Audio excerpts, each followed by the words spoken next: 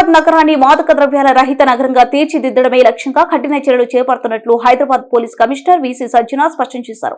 సికింద్రాబాద్ లోని గాంధీ ఆసుపత్రిలోని డిఅడిక్షన్ కేంద్రాన్ని శుక్రవారం ఆయన సందర్శించారు. ఇటీవల టాస్క్ ఫోర్స్ పోలీసులు నిర్వహించిన డ్రగ్స్ టెస్టుల్లో పాజిటివ్ వచ్చిన రౌడీ షీటర్లతో నేరుగా మాట్లాడారు. వారి ఆరోగ్య పరిస్థితిని, వ్యసనం నుండి బయటపడటానికి తీసుకుంటున్న చర్యలు అడిగి తెలుసుకున్నారు. అలాగే అక్కడికి వచ్చిన వారి కుటుంబ సభ్యులతో మాట్లాడి బాధితులకు మానసిక ధైర్యాన్ని ఇవ్వాలని సూచించారు. అనంతరం వైద్యులతో సమావేశమై కౌన్సిలింగ్ ప్రక్రియ, చికిత్స అందిస్తున్న తీరును అడిగి తెలుసుకున్నారు. ఈ సందర్భంగా సిపి వీసీ సజ్జనార్ ఐపీఎస్ మాట్లాడుతూ, నగరంలో శాంతి భద్రతలకు విఘాతం కలిగించే రౌడీ షీటర్ల కదలికలపై నిఘా ఉంచామని, ఇందులో భాగంగా 239 మంది రౌడీ షీటర్లకు డ్రగ్స్ టెస్టులు నిర్వహించగా 188 మందికి డ్రగ్స్ పాజిటివ్ వచ్చిందని తెలిపారు. ప్రస్తుతం 35 మంది గాంధీ డిఅడిక్షన్ కేంద్రంలో చికిత్స పొందుతుండగా మిగతా వారికి ఇతర కేంద్రాల్లో కౌన్సిలింగ్ ఇప్పిస్తున్నామని అన్నారు.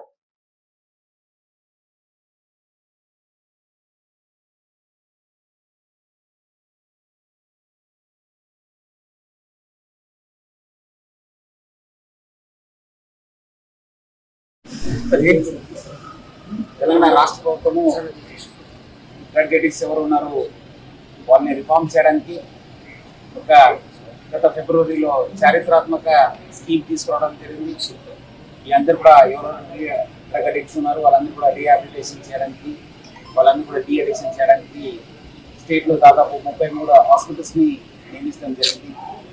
ఇక్కడ హైదరాబాద్లో మన 3 హాస్పిటల్స్, గాంధీ, ఉస్మానియా, అట్లానే ఎర్రగడ్డ హాస్పిటల్, 3 హాస్పిటల్ని నియమించడం జరిగింది. మనము ఇక్కడ డాక్టర్ వాణి మేడంతో ప్లస్ అదేవిధంగా మొత్తం డాక్టర్స్ని కోఆర్డినేట్ చేసి ఈ సిటీలో ఉన్న రౌడీ షీటర్స్ని మనం టెస్ట్ చేయడం జరిగింది. దాదాపు 200 మెంబర్స్ని టెస్ట్ చేయడం జరిగింది. దాంట్లో ఆల్మోస్ట్ 180 మెంబర్స్ పాజిటివ్ రావడం జరిగింది. దాంట్లో ఇంకా ఎక్కువ ఎవరికి ఎడిక్షన్ ఉంది, దాదాపు 35 మందిని ఇక్కడ అడ్మిట్ చేయడం జరిగింది. కొంతమందికి మనము డైలీ కౌన్సిలింగ్ పిలవడం జరుగుతుంది. సో వాళ్ళతో ఈరోజు నేను ఇంటరాక్ట్ కావడం జరిగింది. వాళ్ళు చాలా మార్పు వచ్చింది సార్, 1 వీక్ నుంచి ఇక్కడ ఉంటున్నాం, డెఫినెట్లీ దీన్ని జోలికి పోవడం. ఎందుకంటే దీనివల్ల కూడా చాలామంది నేరాల్లో ఇన్వాల్వ్ అవుతున్నారు. ఈ మధ్యలో మనం కూడా రాత్రి జరిగే నేరాలు కావచ్చు, వేరే టైంలో జరిగిన నేరాలు మనం కూడా ఎవరెవరు నేరస్తున్నారు వాళ్ళందరూ కూడా ప్రతి పోలీస్ స్టేషన్ కూడా మనం కిట్స్ పెట్టి వాళ్ళు ఒక డ్రగ్ టెస్ట్ చేయడం జరుగుతుంది. దీంట్లో కూడా వాళ్ళకి తెలుస్తుంది ఎట్లా ఉందనేది. దాని భాగంగా కొంతమంది ఇక్కడ కౌన్సిలింగ్ రావడం జరుగుతుంది. సో ఈ ఒక ప్రాసెస్ ఇంకా కంటిన్యూస్గా చేయడం జరుగుతుంది.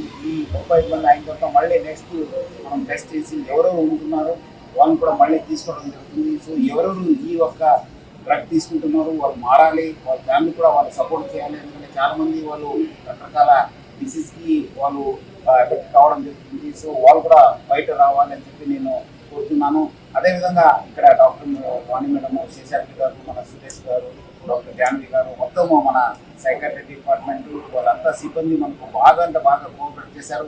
మొత్తం ఇది ఒక చారిత్రాత్మక ఇనిషియేటివ్. దేశంలోనే ఇక్కడ మనం ఇది తెలంగాణ రాష్ట్రం నుంచి తీసుకోవడం జరిగింది. సో దాని భాగంగా మనం కూడా Hyderabad city police plus Gandhi hospital team అంతా మనం కోఆర్డినేషన్తో ఇది చేయడం జరుగుతుంది. వాళ్ళు కొంత ఇనిషియల్ ఛాలెంజెస్ ఉంది, ఎందుకంటే ఈ దగ్గర చాలామంది అగ్రెసివ్ బిహేవియర్ ఉంది, చాలామంది రకరకాల అనుమానం ఉంది. ఈరోజు వాళ్ళు చాలా సంతోషంగా ఉంది, వాళ్ళ ఫ్యామిలీ మెంబర్స్ కూడా చాలా సంతోషంగా ఉన్నారు.